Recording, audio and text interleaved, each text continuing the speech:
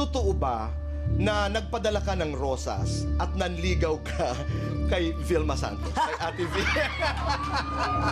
Dali naman. Hindi ko naman ikinahihiya yun. Totoo yun.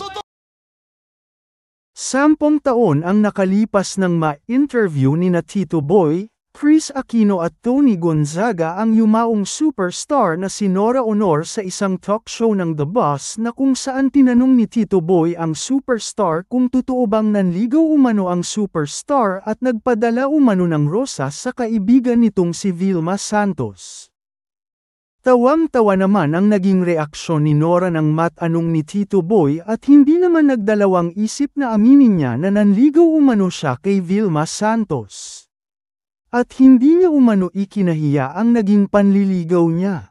Dahil simula pa umano noong bata pa sila ay malaki na umano ang paghanga niya kay Vilma Santos dahil sa mga pelikula nito. Ikinwento pa ni Nora Honor na pumunta umano siya sa bahay ni Vilma Santos noon sa Hilton para maibigay niya ang naturang rosas kay Vilma.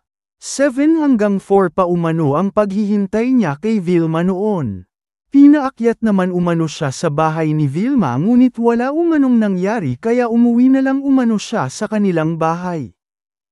Tawang-tawa naman ang naging reaksyon dito ni Chris Aquino at Tony Gonzaga ngunit inamin ni Nora na malaki talaga ang paghanga niya kay Vilma Santos dahil 5 beses niya talaga umano panuurin ang isang pelikula ni Vilma.